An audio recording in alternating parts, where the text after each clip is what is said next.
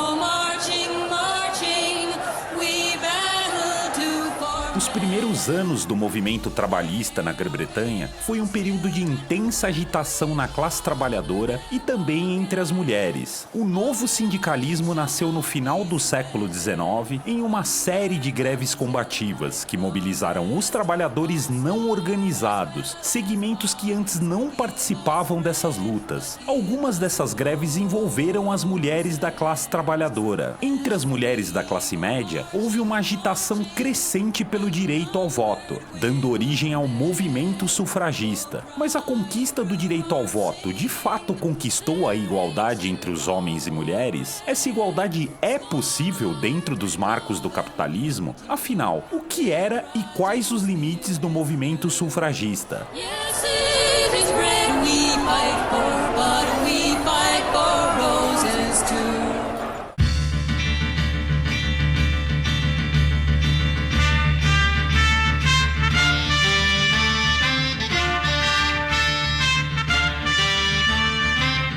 Você está ouvindo o podcast da esquerda marxista.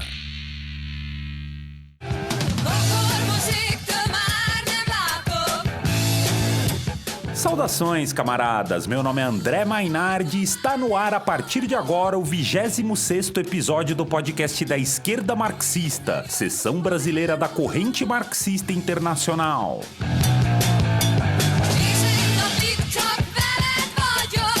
Para nos contar o que foi o movimento sufragista, eu tenho o prazer de receber aqui a camarada Ana Gabriela, estudante de enfermagem e militante da esquerda marxista e do movimento Mulheres pelo Socialismo em Florianópolis. Saudações, Ana! Olá, camarada André Mainardi. Saudações revolucionárias a você e a todos que estão nos ouvindo. Eu quero agradecer imensamente à esquerda marxista pelo convite de participar do único podcast do Brasil que forma e organiza a luta da classe trabalhadora contra o sistema capitalista em meio à pandemia. Ana, antes de iniciar a nossa conversa de hoje, vamos com o bloco Nossas Lutas, onde a camarada Natália Cons vai nos trazer um perfil da sua candidatura a vereadora pela esquerda marxista e pelo PSOL em Joinville. Nossas Lutas, a esquerda marxista na luta de classes. Olá, sou Natália Cons, tenho 22 anos, sou socialista, estudante de biologia e militante da esquerda marxista do PSOL. Sou uma candidata a vereadora contra o sistema.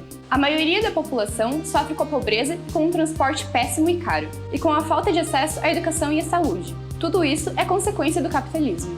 Meu mandato será um ponto de apoio na luta dos trabalhadores e da juventude, por uma sociedade onde possamos ser socialmente iguais, individualmente diferentes e totalmente livres. Vote Natália Cons, 50-150.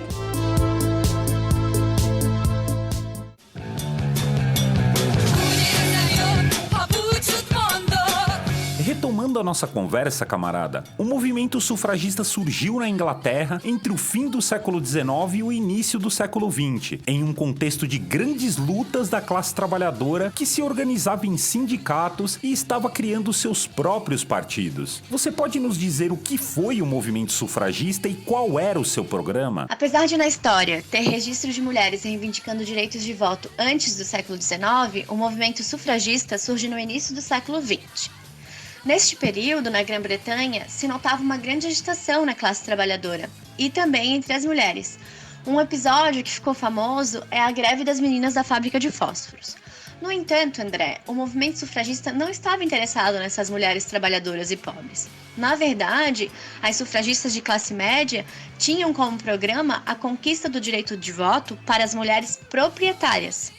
E nessa época, uma família britânica chamada Pankhurst teve bastante influência na luta pela conquista do voto para as mulheres. Só que entre as sufragistas dessa família, uma das irmãs, Sylvia, ela se diferenciava da sua mãe Emmeline e de sua irmã Christabel.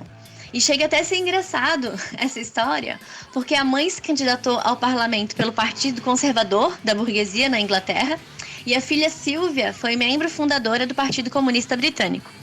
Apesar disso, elas atuaram na União Social e Política das Mulheres, que foi criada em 1903 e que acabou crescendo rapidamente. Em 1907 já contava com 3.000 seções, com a participação de diversas mulheres, entre professoras, balconistas, escreventes e trabalhadoras têxteis.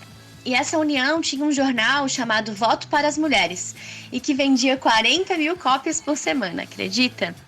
Mas, de qualquer forma, apesar do crescimento da união social e política das mulheres, a classe dominante permanecia irredutível quanto ao voto para as mulheres, e nada mudava. O movimento sufragista, após realizar uma série de manifestações pacíficas que não obtiveram êxito, adotou uma tática de desobediência civil que tinha o objetivo de chamar a atenção para a bandeira do voto para as mulheres. Quais foram as consequências dessa mudança e qual a posição dos marxistas em relação a essa tática? Certo, vamos lá. Essa desobediência civil observada, André, apenas trouxe consequências ruins, porque a classe dominante não se intimidava com a tática de quebrar janelas defendidas pelas sufragistas burguesas. Mas, apesar disso, elas tiveram como resposta uma forte repressão policial, com surras, prisões e torturas, além de terem sido silenciadas e difamadas pela mídia. Essa tática é analisada pelos marxistas como um erro político, porque atitudes assim dão margem para a mídia difamar o movimento e também para a polícia agir com truculência e até incriminar os manifestantes. Não nos ajuda em nada e atrapalha no diálogo com a população trabalhadora, que acaba escutando e repetindo a mídia burguesa. Ana, o verdadeiro caminho para o movimento dos direitos das mulheres teria sido estabelecer laços com o movimento operário, que na época estava envolvido em uma dura luta contra a patronal. Porém, isso não aconteceu. Essa diferença na atitude e perspectiva de classe das sufragistas resultou em uma cisão no movimento sufragista. Como foi esse processo e quais foram as suas divergências? Então, André, lembra da Sylvia Pankhurst, a irmã que ajudou a fundar o Partido Comunista Britânico, que eu falei anteriormente? Ela, observando a posição do governo, que estava irredutível, repreendendo as mulheres, apostou em atuar junto às mulheres trabalhadoras, adotando métodos de agitação e propaganda que resultou em greves, em que as mulheres trabalhadoras exigiam aumento de salário e também direito ao voto, vinculando assim a luta por demandas econômicas às demandas políticas. Essa divergência na atitude das mulheres e de suas perspectivas de classe resultou sim em uma cisão do movimento sufragista na questão de classe e também repercutiu em uma divisão nessa família que eu me referi anteriormente, na Pankhurst. A irmã da Sylvia, a Christabel, exigia a expulsão das mulheres da classe trabalhadora do movimento sufragista, em contradição com a posição de classe defendida por Sylvia.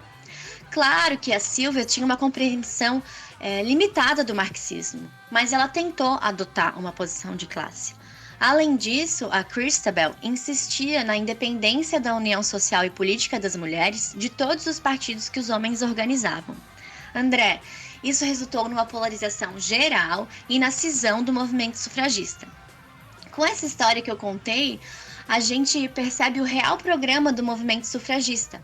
As feministas burguesas, numa posição reacionária, estavam interessadas apenas em obter a igualdade formal, ou seja, conseguir o direito ao voto e, se assim fosse necessário, se juntar com os homens da sua classe, a classe dominante, contra os homens e as mulheres do proletariado. E para finalizar esse questionamento, eu quero contar como ficou a questão da conquista pelo voto feminino.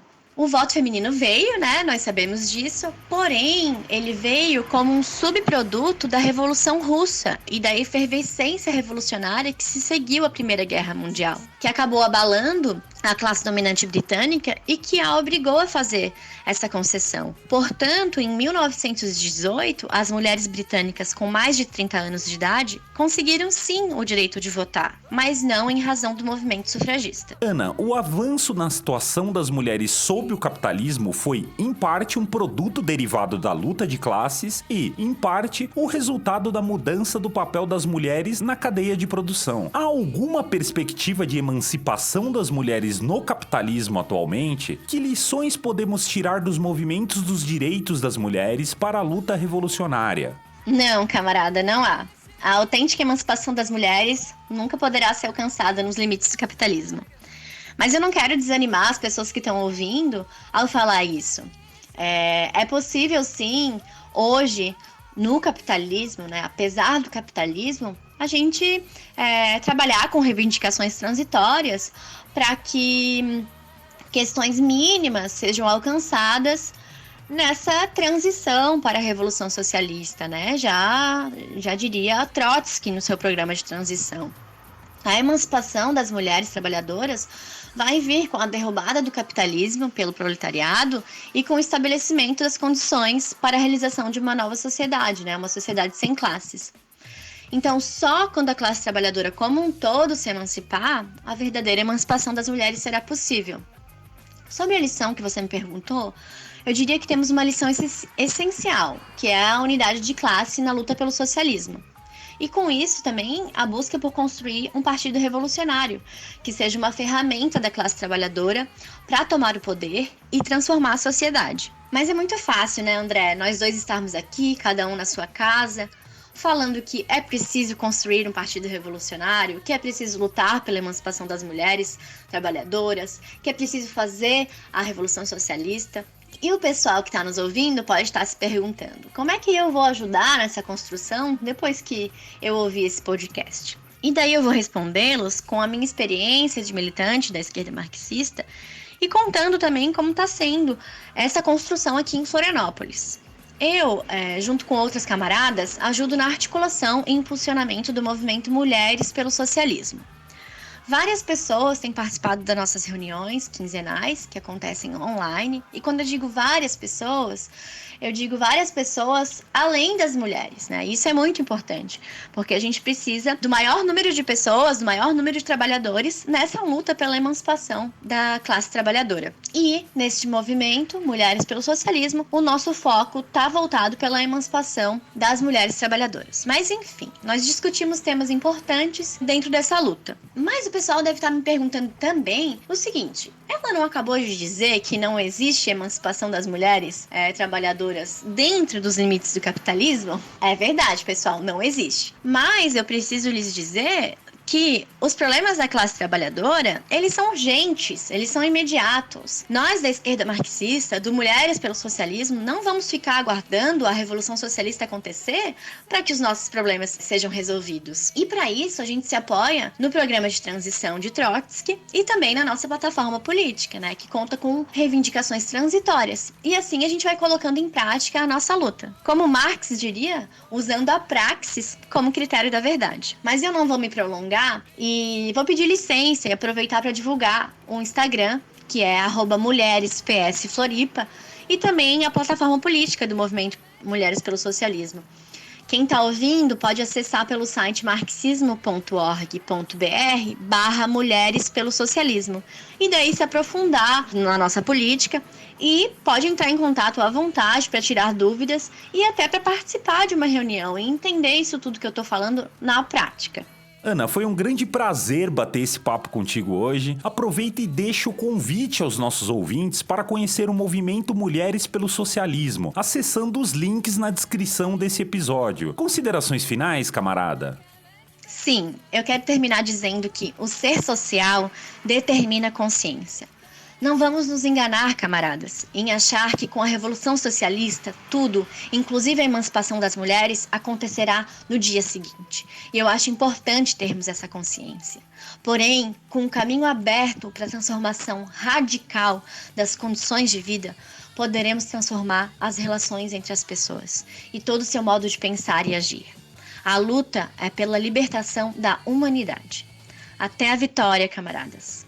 Bom, estamos chegando ao final de mais um episódio. A trilha sonora que nos acompanhou durante toda a transmissão de hoje traz o hard rock e a potente voz da cantora húngara Zlatna Isarolta.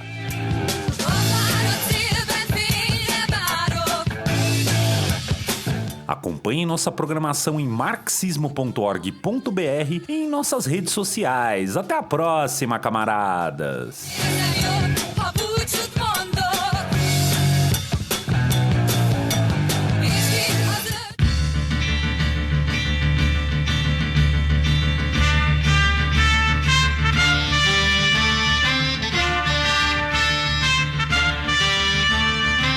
Você ouviu o podcast da Esquerda Marxista.